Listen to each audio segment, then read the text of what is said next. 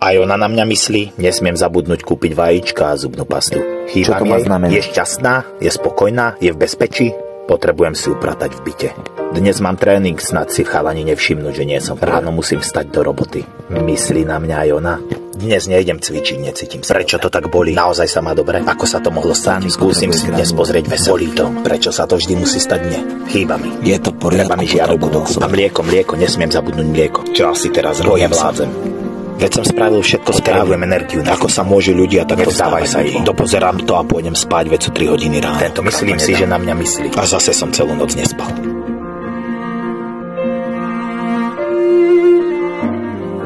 Robím si zoznam svojich blízkych priateľov na Instagrame a prechádzam okolo tvojho mena. Rozhodol som si ťa nepridať k blízkym priateľom. Neveriacky som sa zastavil a premýšľam, aby som sa vyrovnal s tým, že ty a ja už nie sme blízki priatelia. Ty a ja už vlastne vôbec nie sme priatelia. Dozvedel som sa, ako dokáže kúsok mňa zomrieť s priateľstvom. Dozvedel som sa, ako kúsok mňa zomrie so zlomeným srdcom. Ty a ja sme sa rozprávali každý deň od rána do večera. Ty a ja sme zdieľali podobnú strašidelnú osobnosť a toľko okamihov. Je pravda, že som sa s tebou bál zdieľať dôveru, ale zdieľali sme sekundy, hodiny, týždne a mesiace a zdieľali sme hlbokú starostlivosť. Dúfam, že stále zdieľame rovnaké presvedčenie, že to všetko bolo skutočné. Hovorí sa, že všetky dobré veci končia a my sme boli dobrá vec, pretože sme skončili. Teraz pridávam ľudí na Instagrame do svojich blízkych priateľov a prechádzam okolo tvojho mena, pretože my dvaja už nie sme priatelia.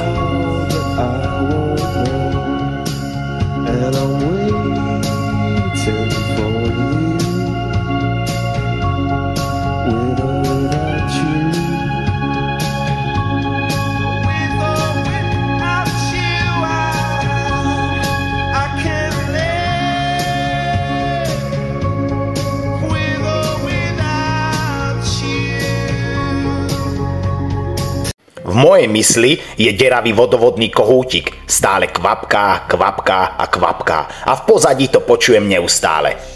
Predpokladám, že by som mohol dať tomu deravému kohútiku meno, aké by som len chcel. A myslím, že by som ho mohol nazvať po tebe. Ale priznať si, že ťa nemôžem dostať z hlavy, mi pripadá ako bitka, ktorú prehrávam. Pretože viem, že v tvojej hlave nie je deravý kohútik pomenovaný po mne a viem, že ťa nerozptyluje pri ceste do práce, alebo keď večer varíš, alebo keď len tak ležíš v posteli a pozeráš do stropu. Takže pre svoju hrdosť budem predstierať, že to je len deravý kohútik. Ale pre náhodu, že to počuješ aj ty, chcel by som, aby si vedela, že na teba myslím. Hey, it's gotta get easier, oh, easier somehow. Verte mi, že je v poriadku, keď vám niekto chýba. Len vás naozaj prosím, nemýlte si tú osobu, ktorá vám chýba, s tou osobou, ktorou sa stala.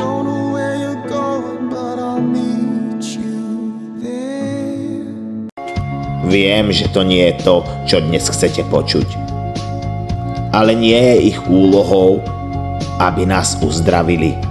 Nie je ich bremenom niesť naše nevyliečené rany, ktoré spôsobil niekto iný.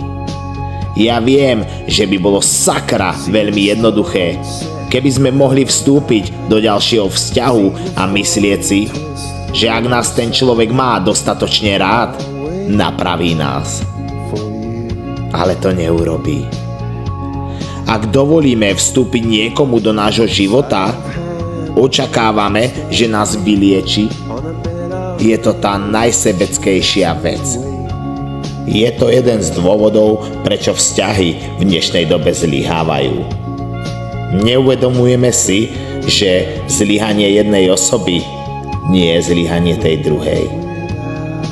Niekedy bez ohľadu na to, kedy sa uzdravíme a ako sa uzdravíme, koľko práce tomu venujeme, budú jazvy. Ale správna osoba bude tieto jazvy milovať.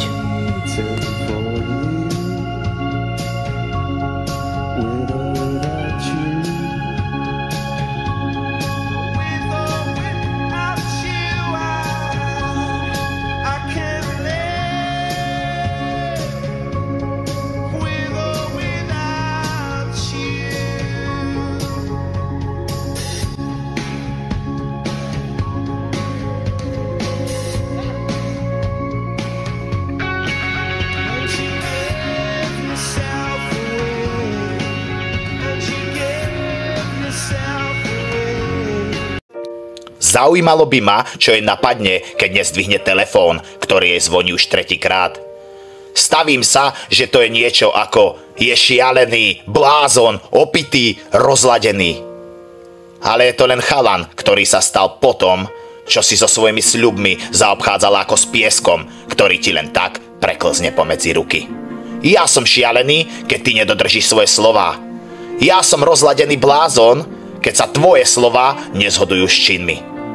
Prečo som ja ten, ktorý má uvoľnené skrutky? Prečo som ja ten blázon, ten šialený, ten opitý a volám ti tretíkrát? Keď si to ty, ktorá sľúbila, že bude môjim záchranným lanom.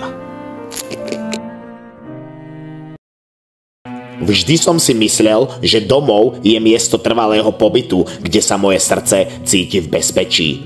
Ale začínam si uvedomovať, že domov je miesto, ktoré som našiel milión rôznymi spôsobmi. Cítil som sa doma pri východe slnka. Cítil som vôňu domova v daždi.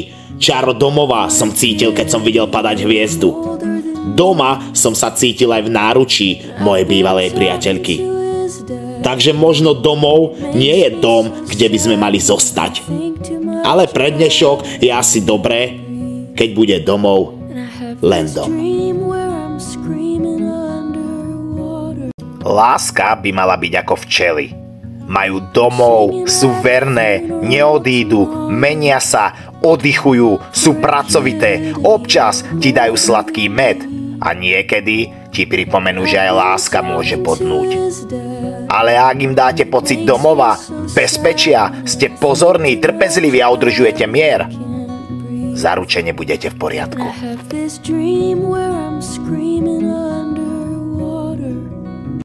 Požiadala si ma, aby som napísal ľúbostnú báseň. Tak som písal o oblohe, o hviezdách alebo o kráse neskrotných morí. Sklamaná mi odpovedáš. Ja som chcela ľúbostnú báseň o mne. Tak si myslím, že by som ti to mal vysvetliť. Keď som písal o oblohe, nemyslel som na oblohu. Skôr na tvoju krásnu jasnú mysel. Keď som písal o hviezdách, nemyslel som na hviezdy. Skôr na vzdialenosť, ktorú sme spolu prešli. Keď som písal o moriach, nemyslel som na more, ale na oceán, ktorý si vo mne prebudila. Takže pre budúcnosť bude teda bezpečnejšie, ak budeš vedieť, že každá milostná báseň je o tebe.